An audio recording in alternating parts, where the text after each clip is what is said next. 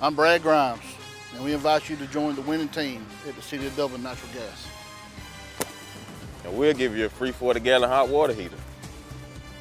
Or a $400 rebate on a tankless hot water heater. Get a $200 rebate on the natural gas furnace. How about 0% financing for 60 months? Plus, we'll make it easier and add it to your bill. Take advantage of this incredible offer today. With natural gas, you'll never run out of gas again. Natural gas is dependable. Natural gas is half the price of electricity. And half of the price of propane. So stop wasting money today. And call the City of Dublin Natural Gas today. At 277-5048. That's 277-5048. Join the winning team at City of Dublin Natural Gas. My name is Claire Caldwell. I'm adopted, and I met my birth mother 10 years ago, and she told me that I survived her abortion. They didn't know at the time when she had the abortion that she was pregnant with twins. My twin was successfully aborted, but miraculously, God had his hand on my life and I survived. My birth mother was 13 years old when she had her abortion, and so when I met her and she shared with me about her abortion, I was 21 years old, and this was her deepest, darkest, most painful secret. And so it was a process of healing for her and of her being able to accept the forgiveness that not only I had for her, but that Christ has for her. And so my birth mother is just recently beginning her journey of sharing our story courageously and showing what abortion does to little girls like her and women across our country, but not only that, to children like me and to people like my daughter who wouldn't be here if that abortion had taken my life. My birth mother told me about her abortion on our second meeting. I actually got her a gift and a card, and on the card I wrote, "Thank you for choosing life for me," because I knew that was such an incredible gift that she had given me. And that's when she shared with me about her abortion that was successful on my twin.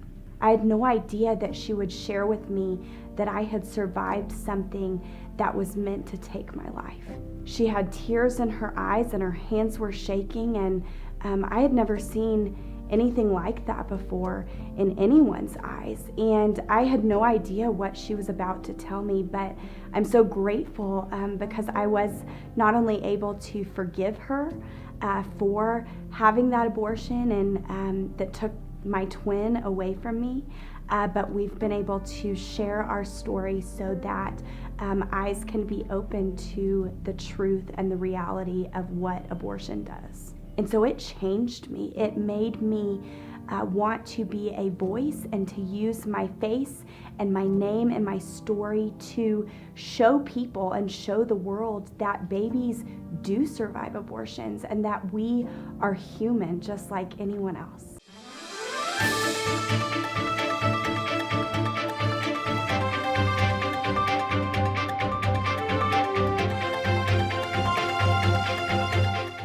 Welcome everybody, I'm glad to have with me, and I love saying this, y'all hear me say it a lot, my dear friend, because most people I interview, Becky, I do consider them friends. That's right. And you are a lifelong friend. That's right, a long time friend. Me and my family. That's right. You knew me when I had hair. Yes, I did, James, yes, I did.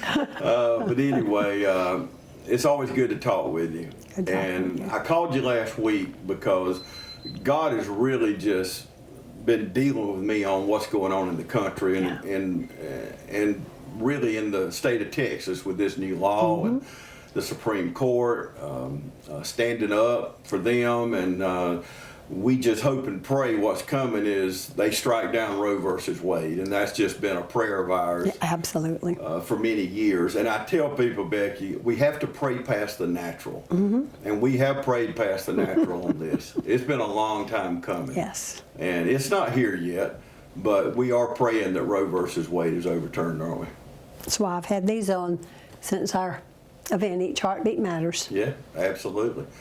Every life counts. There's no doubt about it. Well, as the show come on, we watched a young lady.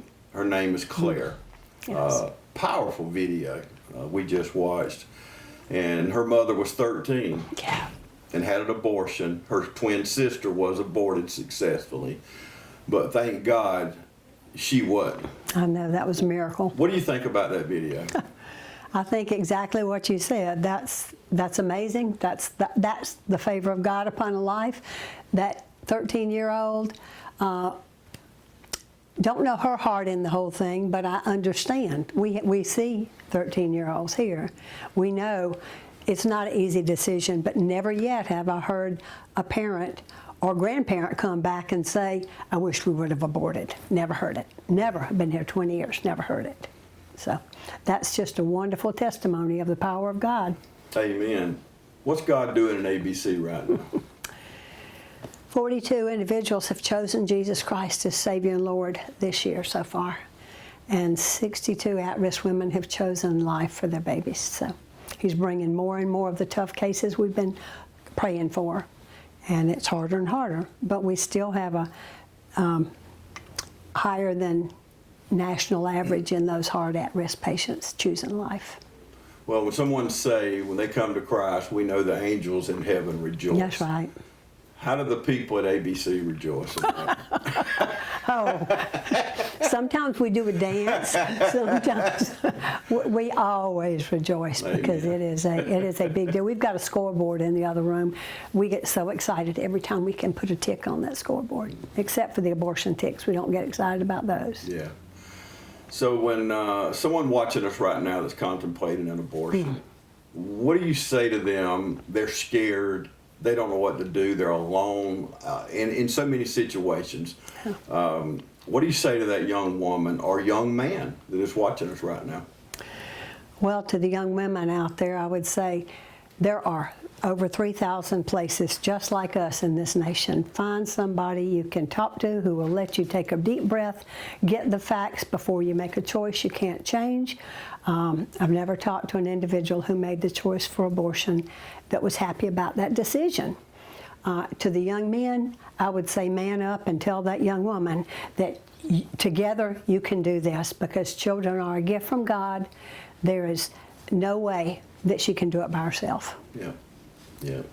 And a lot of times the medical community, and I know I have a lot of doctors watching, a lot of them are my friends, and I know they don't do this, but I have a dear friend in my Sunday school class. If I said her name, you would know her. But she's 87 years old, but she had prayed early on for twins. Prayed and prayed God to give her twins. Well, she had 2 children. And then all of a sudden at 40, she got pregnant. And the first thing the doctor said when he come in is, Miss, fill in the blank. Probably the best thing to do here is to abort them. And of course, as a godly woman, you can imagine her reaction to him when she left and never went back to that doctor. And now those kids are 40 whatever years old. They're friends of mine.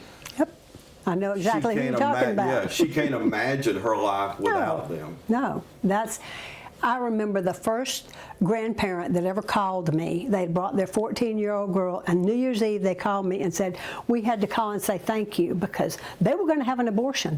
Mom and Dad brought their 14-year-old here. We didn't have ultrasound back then. We sent her over to Dr. Carol's office. They scanned her, and she called on New Year's Eve and said, thank you, thank you, thank you, because we have now the best thing that's ever happened to us, that grandchild. And we know that's the case. With parents and grandparents, that's the case with siblings. Children are a gift. Whether they're planned in our eyes or not, they're planned by our Father. Yeah. I can't imagine any of my 6 grandchildren, and I got 1 on the way. I cannot imagine my children making that decision to, which it was never in the cards, but still. And I don't care what's wrong, you know, we hear Down syndrome in kids or whatever. God has a plan. And I have a dear friend in this town has a Down syndrome kid. They can't imagine their life without this boy. That's exactly right. And he is a gift from God. He is. And he's so special. And I can't understand. It's hard for us to understand. It is hard But because on this show, we got to put ourselves in the seat of the one watching us that's contemplating that abortion. There is a different way. there is a different way. There is a different way. In fact, Christina, who you talked to later, her parents were 15 and they made an adoption plan. Had they not made an adoption plan, she wouldn't be here to take over as CEO. She wouldn't be here with her children and her husband to serve in the many ways they've served throughout the decades. There is always another way, whether sometimes it's not a formal adoption. Sometimes somebody in your own family has been wanting to have a child and they would love to raise that child. So God has made a way if you will look for it. And the women who have abortions and who are in unplanned pregnancies are not bad people. They're just confused. They just absolutely are desperate, or they wouldn't make the abortion choice. That's the sad part. Like an animal who's been caught in a trap and they chew their leg off to get out. That's how abortion is. Just saying. Yeah. Very, very tragic. Okay, let's take a quick break. We'll come back right after this. They work all week for Friday night. Go, let's go! And when you call, click, or visit Dublin Chevy Nissan, you'll see our teamwork in action. Let me put your dream in your driveway. Let's take a test drive. The right vehicle, the right experience, the right dealer. Good job, here we go! And remember, Don sells cars well, only at Dublin Chevy Nissan. You'll score a winning deal every time at Dublin Chevy Nissan. Welcome back, everybody. I'm continuing my conversation here at ABC Women's Clinic with Becky Wood. Becky, I was watching, I don't watch the show, but I was watching it on Twitter last week. That's when I called you. On The View last week. I don't even know how to describe it. I want to show the video and I want to get your comments on the other side.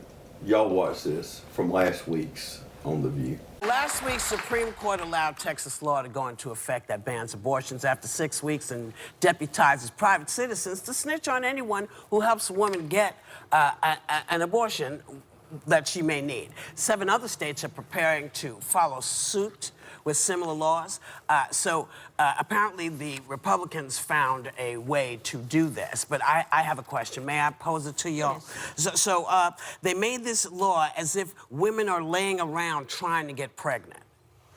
When you say that you can't get an abortion, whether you've been raped or you have had incest, anything, that's a punishment. Yeah. They are punishing all these young women who may not be laying around trying to get next to some man who has been molested or raped. It makes no sense. This is, to me, very hard, a hard Christian thing. Because for me, if you believe in me as a Christian parent, then I will know what's best for my child. If my child has been raped or has been molested, allow me to take care of my child and my family. Y'all don't want to put masks on, but you want me, right? You know, and it's not even whether you agree with abortion. You know, Sonny doesn't really agree with abortion, but she understands that everybody's life is different. And they make no provisions for anyone. Yeah. No child. And you don't even know you're pregnant before the 6 weeks. I never found out about any of my babies before I was 6 weeks, so I would never have What known. kills me is this snitching that goes on. It's like, what are we, in Dusseldorf, 1943 now? Yes. It's like, oh, I'm going to get $10,000 to snitch. You know what they did on the website that was interesting? There's some kind of website where you can go to snitch. They keep taking it down. So they keep taking it down, but a lot of people on the left are now putting names like Governor Abbott is trying to do this, and all of these people who started this in the first place, they're putting their names there. Yeah. I think you do what we did back in the Vietnam days with the Yippies. Remember the Yippies? Yeah. And they just made fun of everything, and they basically disrupted. A Yippie is a hippie. A hippie. A little bit differently. Yeah. Abby Hoffman, Jerry Rubin, those people were very much in the news, making fun, and they got a lot done that way. So that's what needs to be done here. Yeah. One of the things that needs to be done. I do think there will be workarounds. Let me say this, because Whoopi's right. I mean, I am personally against abortion. I think it's a sin. I think that it is morally wrong. It's against my faith. Okay, now you see why I didn't know what to say. What do you think about when you hear things like this? I think that people without Jesus Christ can't understand truth. That's the bottom line of it. They've used the same lies, the same rhetoric over and over. That girl who's been raped, that child who's a victim of incest or molestation, those people are less than 5% of all the people who have abortions. At least 95% of abortions are because people want to. And I take offense when somebody says, act like girls just want to lay out there and get pregnant. Well, I'm sorry, the word says the men and women together, that's how you create babies. If you don't want to, not being ugly or trying to be smart alecky, it's just a fact. There is one guaranteed way not to have a pregnancy, an unplanned pregnancy, and that is to abstain from sex. That's right. Sex outside of marriage is not God's plan. Yeah. His best is that we have life abundantly, and that includes sex, absolutely, but in the right context. Yeah, between a husband and That's a wife. right. Yeah, there's no doubt about it. I looked at some recent figures, and you touched on them here, but victim of rape is 0.5%, Yeah, so less exactly. than 1%. Yeah. But I want to key in on why people have abortions, putting victim of rape aside or molestation, which is 1%. Okay, 23% say they can't afford a baby. Yeah. 19% say I'm done having children. And 8% say don't want to be a single mother, and 25% not ready for a child. So basically 48%, half of all abortions, are either I can't afford it or I'm not ready. I mean, these are the facts here. And if you add in done having children, it bumps it up to 67%. So 7 out of 10 women are either done having children, don't want to raise them, or can't afford them. So there's your abortions right there. What do you see here? Does that line up? Absolutely, it lines up. What we see here is a product of the culture we live in, where everybody has a right to do whatever they want. And rights without responsibilities, that's chaos, that's anarchy. And we are fast approaching that as a nation. We see what's happened, but God is sovereign. He is not mocked. We are seeing women make life-changing decisions here, and we're grateful. Yeah. We're very grateful. Well, and I know both of us are praying over this Texas law. Oh, yes. And we thank God for Greg Abbott. Absolutely. And people in our world that's made a difference. Tim Tebow, we know the story of Tim Tebow, but this law in Texas, when you first heard about it, and I think maybe the ladies just said it, or I couldn't run the whole hour show, but they went on to talk more about it. But you know, they talk about this reward you get. You know, that's designed so anybody that helps with that abortion, if you turn them in, you can, if you go to court and the court case is won, you can get up to $10,000 reward for turning in people. It's not for Uber drivers. It's not for a taxi cab. But if I paid for this girl's abortion, then I'm just as guilty as she is in God's eyes. But then now in the Texas law's eyes, what do you think about that law? Well, personally, I think it's a sad state of affairs when people are motivated by money. But that's the culture that we live in. Yeah. We need compassion on everybody. And yes, we need to have compassion on even those people who perform abortions, although I don't know how. It's very hard for me because I see the devastation of it. But I try with everything within me to think, if it were me, what would I do? And I just know from the things God's done in my life that He would give me grace to go through whatever I had to go through. And He absolutely forgives sin. But we do pay consequences. And that's the sad part. Yeah, there are consequences. Absolutely. Yeah. What do you hear? First of all, do you follow up weeks, a year? What kind of follow-up process do you have with the women that come in and choose life? And then what are you hearing?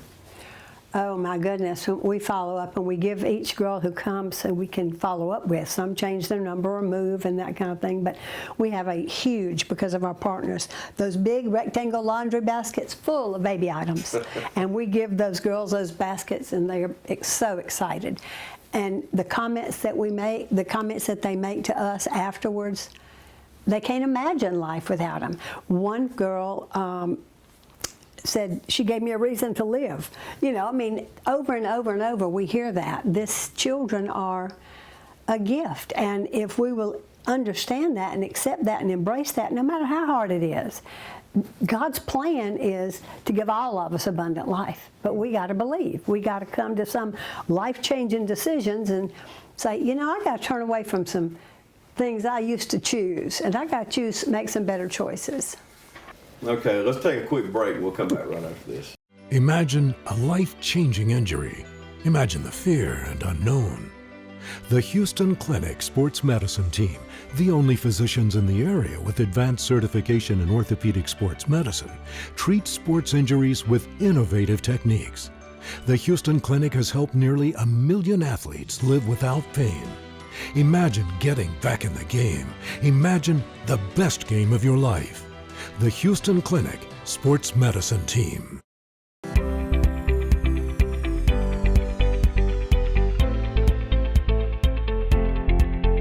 When your ability to get up out of a chair, stand, walk, and do routine activities without hurting every day, having to take Tylenol, Motrin, or leave to get through the day, then it's time to come see us. Again, if you're avoiding activities, you're not going to do things with your friends or your family or your children, then you should not let it impact your life like that. We have things from medications to injections to surgery. A lot of people, I think, are scared to come see us initially because they're not ready for surgery. 85% of the people that I see in my office, I'm treating with something other than surgery. It's that small group of people at the end of their disease that are getting knee and hip replacements. So don't be afraid at least to come and let us check it for you. You know, we are all sinners. We're born into sin ever since the fall of Adam and Eve. So we're all sinners, and in any of us, whether you had sex outside of marriage, you live in adultery, you had an abortion, you lied about your neighbors, gossip, right? There's so many abominations in the Bible. I mean, so you know, it seems as Christians we want to pick out the sins we're not committing. Right now, same-sex marriage and things like that. Just because you're not in a same-sex marriage, you know, you want to condemn that person, and they are living in sin. There's no doubt. But then, so are you for talking about them and gossiping about them.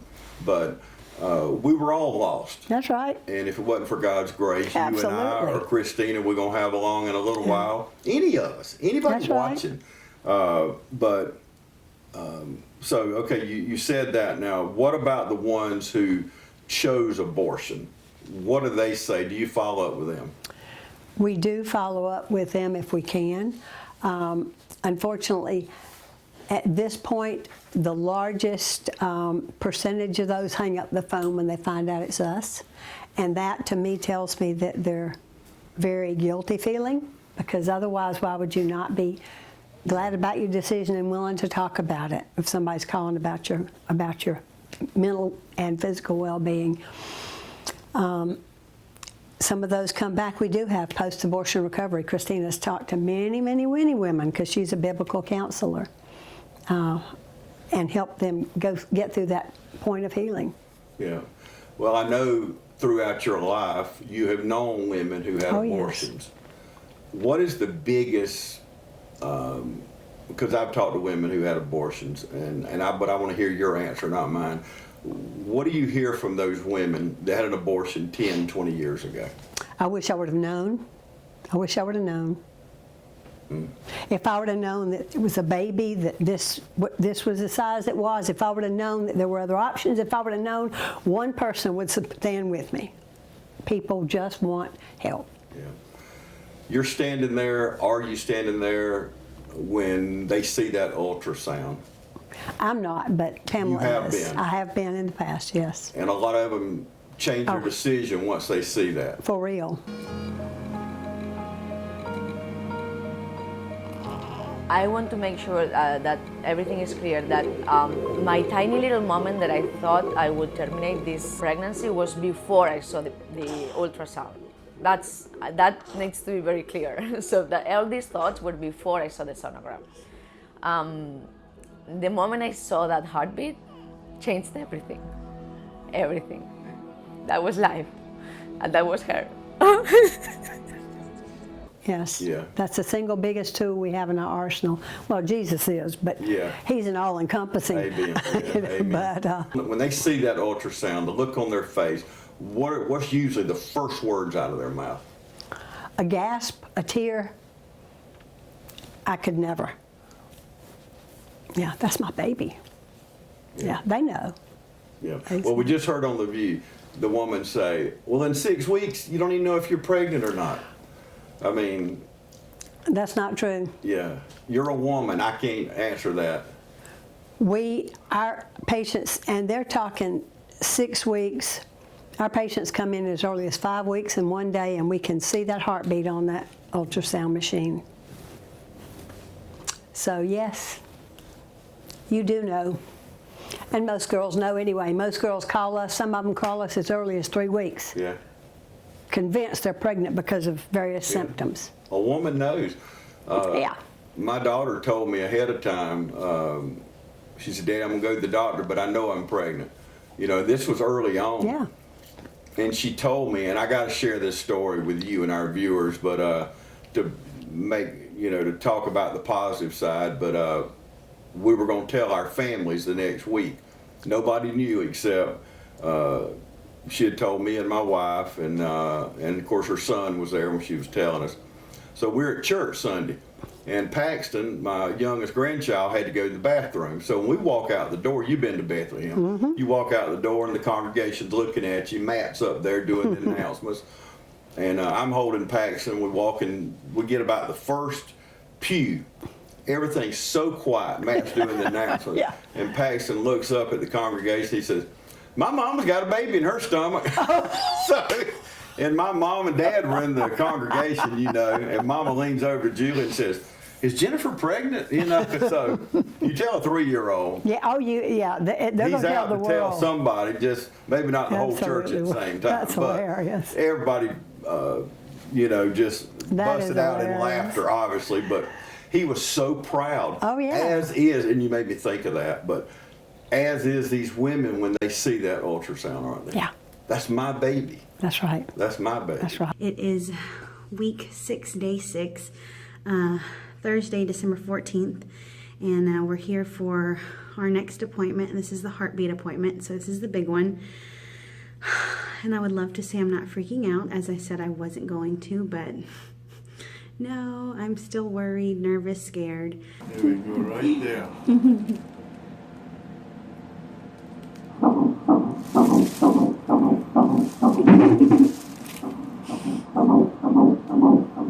That's the baby? Sure is. That's baby doing great. You caught this? Yeah, how many beats per minute? Oh, like 155 it looks like.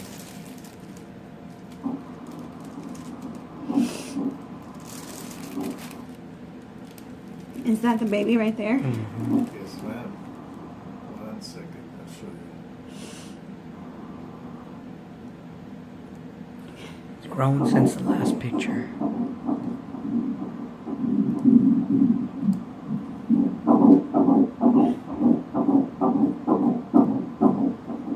Very good.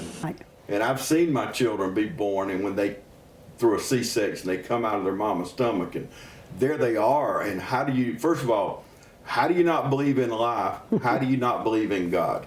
I know Those that's two right. things, if you see a child being born. Well, he is life. Yes, yes. But until we found out, you know, we were living in sin. Oh, yeah. You know, and I tell people all the time, I say, look, I am a sinner, but I don't live in sin. And there is a big difference in walking in sin. I've been and being a redeemed by the sinner. blood of the Lamb. Amen. Yeah. And amen. he says that we're doing a consecration study, but that's another whole study. Yeah, we'll be here another half an hour. won't we? No, But, another hour or two. Hey, we got some great news. We're going to take another break and come back. We got some really, really good news. You're going to have to stay with us. I'm not going to tell you what it is. I'm just going to tease you all the way out to this commercial. Stay with us. We'll be back right after this. Good morning, this is Kyle Gerard with A+ Flooring and Construction. I'm standing in a home that we recently renovated for a customer. The kitchen is a very vital part of a home, especially when you get ready to resell or just you like to entertain people. We came in with new granite countertops. We even changed some of the seating areas of it. We refinished all the cabinets, put new doors, new hardware. We can use your existing cabinets. One of the things that we did that changed the look of this kitchen was the lighting that we did. We added a lot of LED spotlights, went from an old oak, gunstock, hardwood floor to a new hickory, random length floor. We can change it from top to bottom. Lots of many pretty things that we've done. Come by and see us at A+ Flooring and Construction at 1801 Rice Avenue in Dublin, Georgia. Or give us a call at 478-676-2662. Hope to see you soon.